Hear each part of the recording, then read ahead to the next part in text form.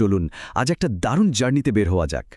আমরা শুরু করব খুব পরিচিত একটা বিষয় দিয়ে, মানে দাঁতের সাধারণ সমস্যা দিয়ে, আর সেখান থেকে আমরা পৌঁছে যাব আমাদের শরীরের এক আশ্চর্য গোপন অপারেটিং সিস্টেমের কাছে, যা আমাদের সব কিছুকে নিয়ন্ত্রণ করে। তো শুরুতেই একটা প্রশ্ন, একটা সাধারণ টুথব্রাশের সাথে ব্লাড প্রেশারের কী সম্পর্ক থাকতে পারে? শুনতে একদমই অদ্ভুত লাগছে, তাই না?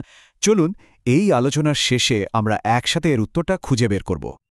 আচ্ছা, চলুন তাহলে শুরু করা যাক একেবারে গোড়া থেকে। প্রথমেই দেখে নেওয়া যাক আমাদের মুখের ভেতরের কিছু সাধারণ সমস্যা, যেগুলোর সাথে আমরা প্রায় সবাই কম বেশি পরিচিত। সাধারণত আমাদের মুখে কি কি রোগ হতে পারে? এই যেমন ধরুন ডেন্টাল ক্যারিজ বা দাঁতের পোকা, যেটা ব্যাকটেরিয়ার কারণে হয়। আবার দেখুন ওরাল ক্যান্ডিডিয়াসিস, এটা কিন্তু হয় এক ধরনের ছত্রাক থেকে। তার মানে আমাদের মুখের ভেতরে নানা ধরনের জীবাণু কিন্তু নানা রকম সমস্যা তৈরি করতে পারে। কিন্তু তালিকাটা এখানেই শেষ নয়। মুখের ক্যান্সার, দাঁতের ক্ষয় বা হ্যালিটসিস মানে মুখের দুর্গন্ধের মতো আরও অনেক সমস্যাই হতে পারে। আর এর মধ্যে হ্যালিটসিস কিন্তু বেশ গুরুত্বপূর্ণ, কারণ এটা মাঝে মাঝে শরীরের ভেতরের কোনো বড় সমস্যারও ইঙ্গিত দেয়, যেমন ধরুন ডায়াবেটিস।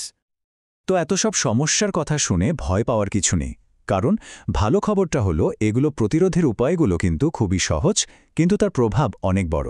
চলুন দেখে নেওয়া যাক। দেখুন, মৌখিক স্বাস্থ্য ভালো রাখার জন্য এই 5টি পদক্ষেপই যথেষ্ট। দিনে 2বার ব্রাশ করা, রোজ ফ্লস করা, নিয়মিত ডেন্টিস্টের কাছে যাওয়া, স্বাস্থ্যকর খাবার খাওয়া, আর সবশেষে তামাক আর অতিরিক্ত অ্যালকোহল থেকে দূরে থাকা। ব্যাস, এগুলোই হলো সুস্থ দাঁত আর মুখের মূল চাবিকাঠি। এতক্ষণ তো আমরা শুধু মুখের কথাই বললাম, কিন্তু গল্পের আসল টুইস্ট তো এখনও বাকি। কারণ মুখের স্বাস্থ্যটা আসলে আমাদের পুরো শরীরের একটা অনেক বড় গল্পের ছোট্ট একটা অংশ মাত্র। একটা কথা মনে রাখা খুব জরুরি, মুখে যা ঘটে তা কিন্তু শুধু মুখেই আটকে থাকে না, এর প্রভাব কিন্তু পুরো শরীরেই ছড়িয়ে পড়তে পারে। ব্যাপারটা বুঝিয়ে বলি।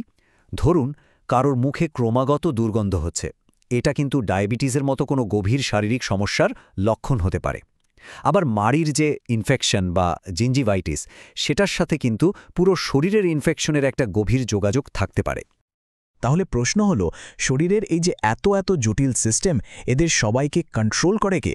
এখানেই পরিচয় করিয়ে দিচ্ছি আমাদের শরীরের মাস্টার কন্ট্রোলার, বা বলা যেতে পারে প্রধান প্রকৌশলীর সাথে। এর নাম হলো হোমিওস্ট্যাসিস। এখন কথা হলো, এই হোমিওস্ট্যাসিস জিনিসটা আসলে কি?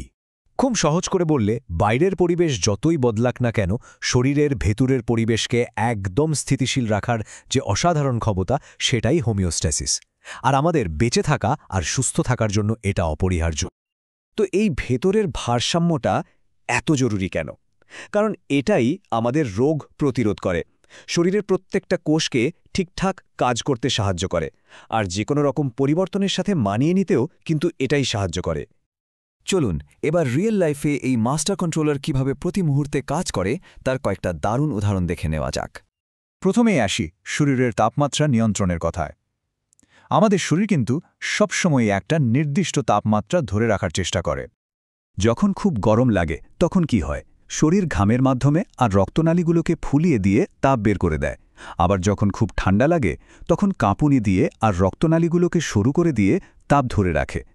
এই সিস্টেমটা ফেল করা মানেই কিন্তু হিটস্ট্রোক বা হাইপোথার্মিয়ার মতো মারাত্মক বিপদ। এরপর দেখা যাক আমাদের শক্তির উৎস, মানে রক্তের শর্করার মাত্রা বা ব্লাড গ্লুকোজ নিয়ন্ত্রণের ব্যাপারটা।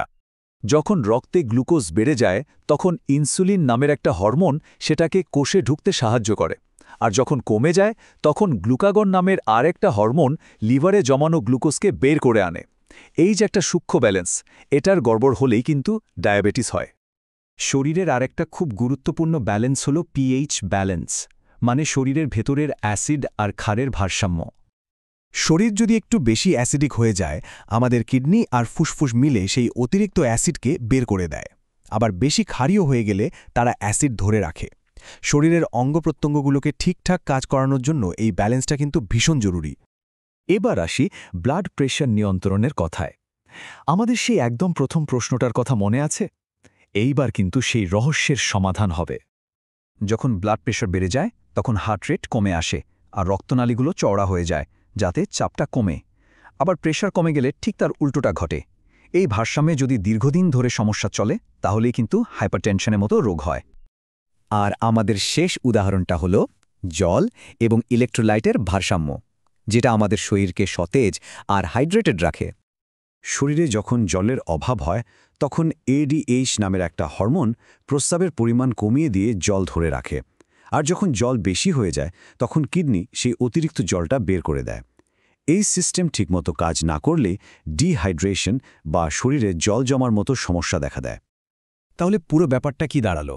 একটা সাধারণ দাঁত ব্রাশ করার অভ্যাস থেকে শুরু করে ব্লাড প্রেশারের মতো জটিল বিষয়, সবকিছুই আসলে একটা বিশাল ইন্টারকানেক্টেড সিস্টেমের অংশ। আমাদের শরীর সারাক্ষণ একটা নিখুঁত ভারসাম্য ধরে রাখার চেষ্টা করে চলেছে।